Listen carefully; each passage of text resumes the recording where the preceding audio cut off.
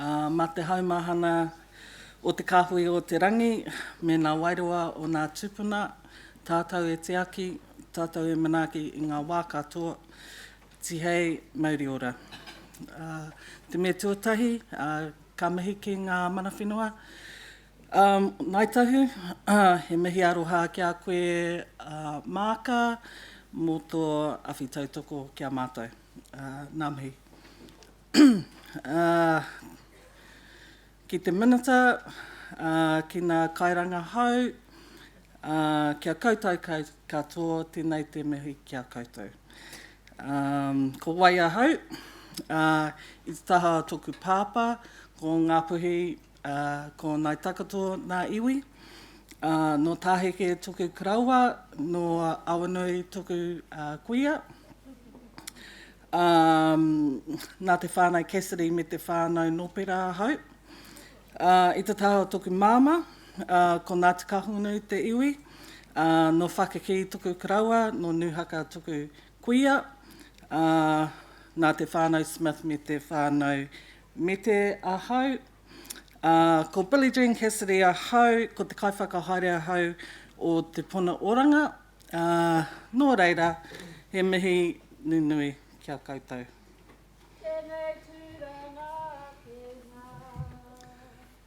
Te Puna Oranga, pirima te aroha, e hoa e. Ko rero rero nā manutui, ko te kereru e ngunguru kau ana, ko te waka nei, ko te rangi Māori e. Hei hoa horunga, au e taukiri e. Tēnā koutou. Tēnei te tīma o te Puna Oranga. So this is our team at te Puna Oranga.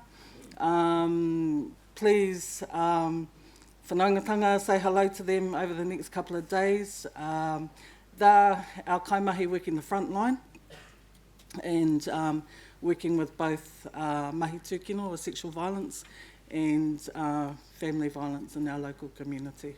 So, ngā mihi. So, te Puna Oranga. Ko ngā whānau ngā Puna Oranga. Whānau are the springs of their own well-being.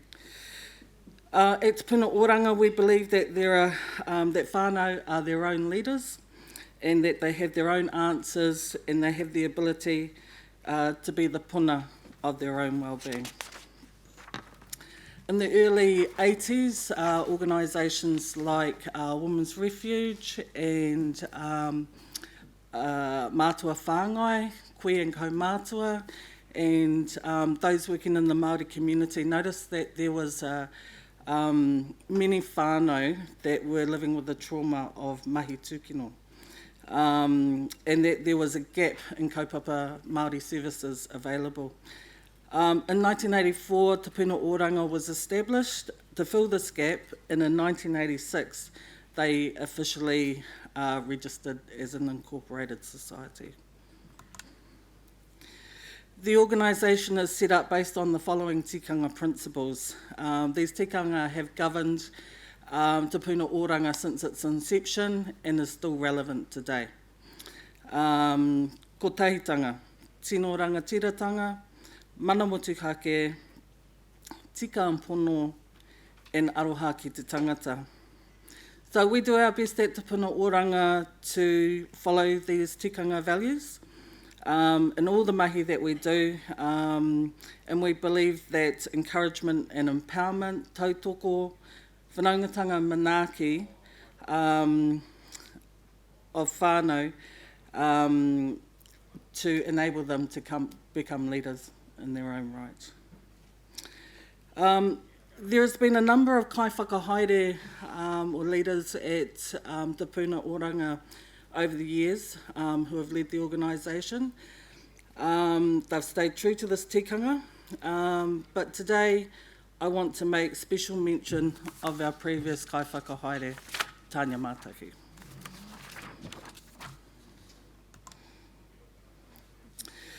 So Tanya started working at Te Puna Oranga in 1994, and she remained there for the next 25 years as the kai whakahaere.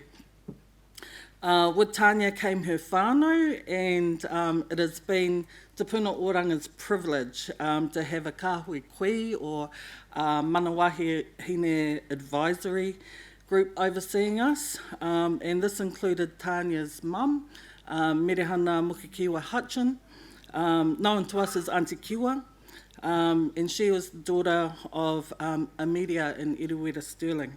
Te whānau apanui, Ngāti Pirau, and Ngāi Tahu.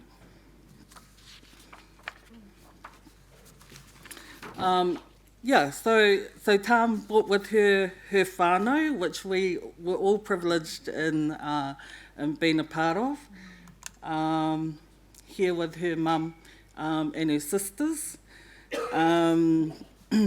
Via, Tanya's sister, works with us today, and she's our whānau order worker and works with our kaumātua and kuia. She's also a wai ora tanga practitioner, so working with wairua haura and wellbeing space with our whānau. Tanya also brought with her her husband and her daughter. Sorry, Ari. So husband Daniel and daughter Ariana, who they all worked with many whānau affected by mahi tūkino, both locally in Christchurch and in the wider Te Waipounamu.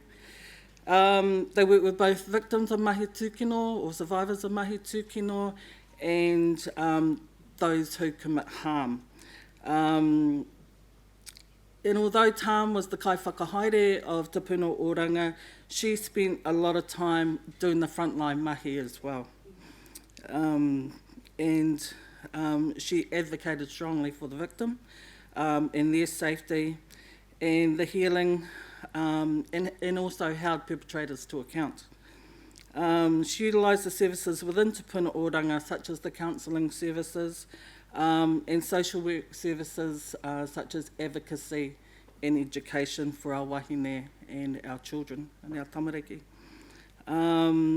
She also facilitated the Wahine Whakaoho program, which is our women's empowerment group, Te Ropu Mātua, a parenting group, and Hine Titama, which is our rangatahi violence prevention program. Tanya was really well known and really well loved by our community. One of the groups that she was working with outside, I think it's might be the Aranui Community Centre, and the Hine Titama program. Tanya was not only had relationships locally but nationally as well. She was an active member of Tōnest, Te Ohaki a Hine, National Network for Ending Sexual Trauma. Tanya was a member of the Māori Caucus, Ngā Kaitaki Māori, kia ora Stella, saw you here today. And this is an organisation with two whare, tauiwi and Māori, who work together for the intervention and prevention of mahi tūkino. It was Tanya that established a relationship with Professor Leone Pihama and the researchers that are with us today.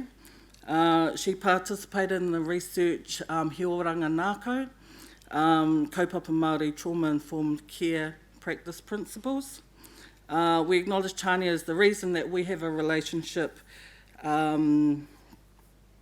with and remain community partners with the team today. It has been our privilege to participate in the He Waka Eke Noa research. Some will remember a couple of years ago we held a He Waka Eke Noa workshop at Te Pūteitanga in Show Place. And then we went to Te Hora Marae in Canvastown, did the same workshop, and also in Wairoa in the Hawke's Bay. Working with these wahine or these kairanga hau also gave Tanya a platform and an international presence, while spreading the message of healing and protecting those affected by mahi tūkino, particularly within Indigenous communities.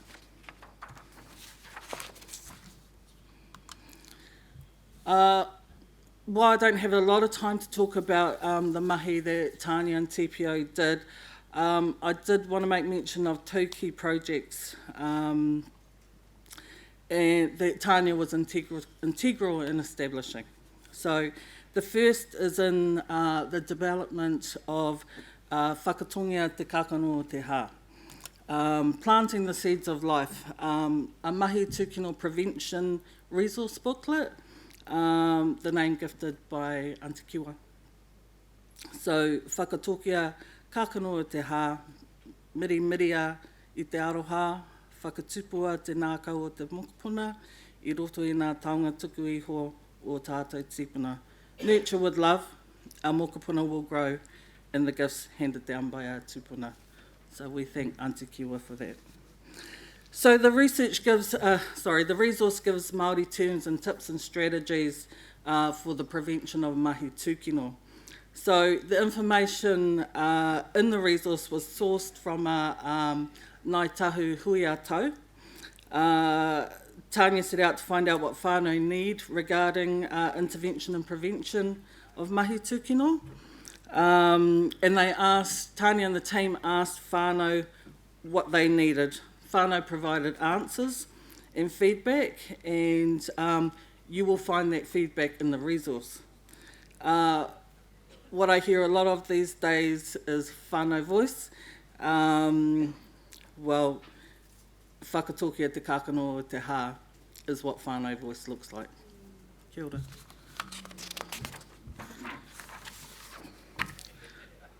Sorry, Sands. The resource was launched in 2016 by Dame Tariana Turia.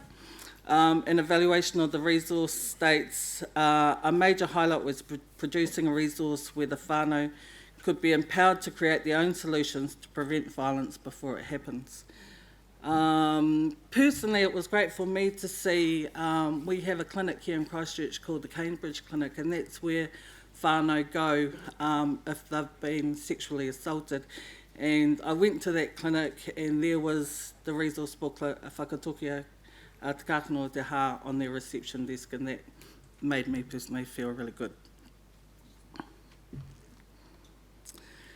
Following the launch, Tania and team gifted whakatongia te kakano o te hā back to Ngāi Tahu, so seen there with tā mark.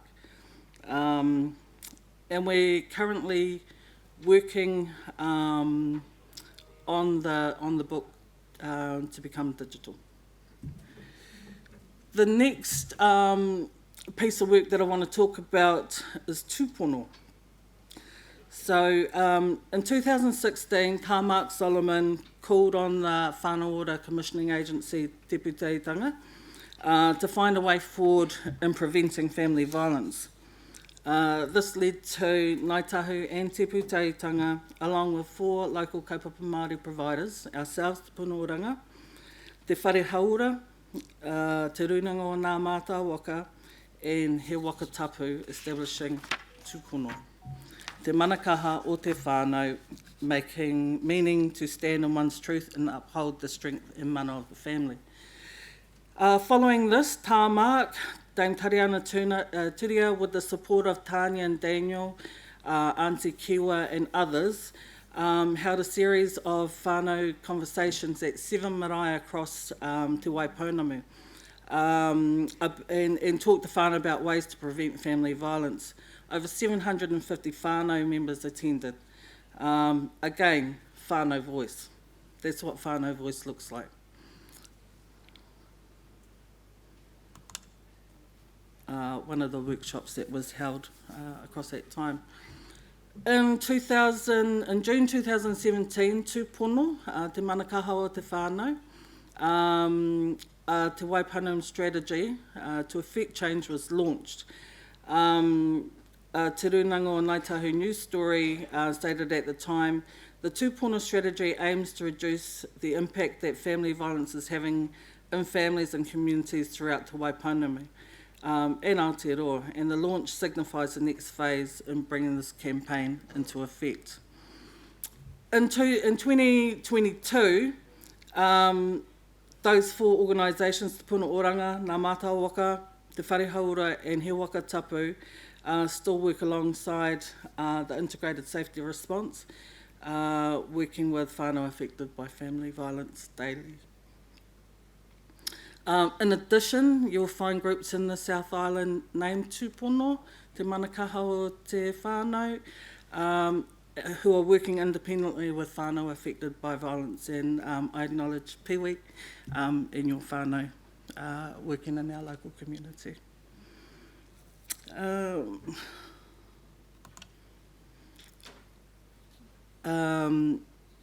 This is a highlight. So while travelling around the Te Waipounamu, Te Puna Oranga stayed at Whakatū Marae, and when we were pōwhired onto the marae, they spoke of themselves as being a tūpono marae, which was exciting for me to hear, in that they're working with their own whānau to reduce those incidences of violence. So, kia ora whakatū. In April 2018, Tanya suddenly became ill, and she was hospitalised over the next month. While she made great improvements at the time, sadly Tanya passed away in May 2018. Oops, sorry. So Tanya dedicated 25 years of her life to Te Puna Oranga, to the Māori community, to the sexual violence and family violence sectors, locally, nationally and internationally. We're so fortunate at Te Puna Oranga that she left us in a place where she had already established relationships, important relationships with whānau, community, iwi, governments and stakeholders. Today we continue to nurture those relationships that she set up for us, and we acknowledge Tanya's work, which allows us to follow in her footsteps.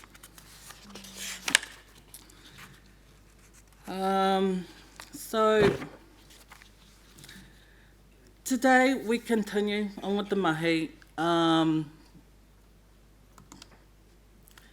These are the services that we're offering: counselling, social services, tūpono, sexual violence crisis response, whānau ora mai oha. We're working with survivors of abuse and state care, with Tū Tamawahine and the research team, and we remain members, as Tanya did, of both Tōnest and Te Kupunga, to name a few. Our tikanga principles remain the same. Whanaungatanga and manaakitanga, as well as ngākau māhaki, are essential practices in our engagement with whānau. So, thank you all for your time. Thank you all for being here today. Nō reira, tēnā koutou, tēnā koutou. Kia ora koutou, koutou katoa.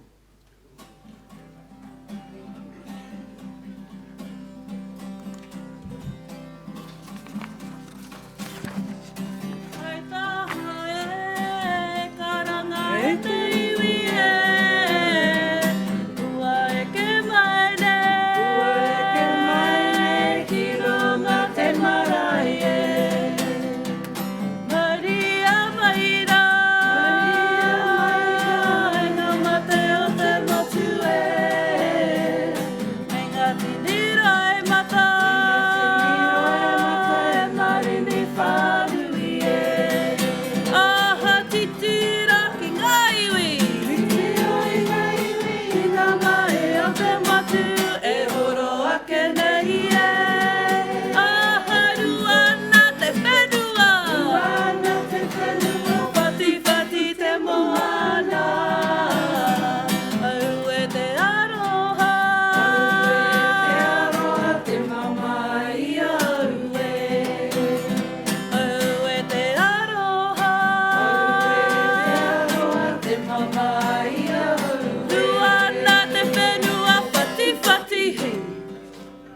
Kia ora koutou.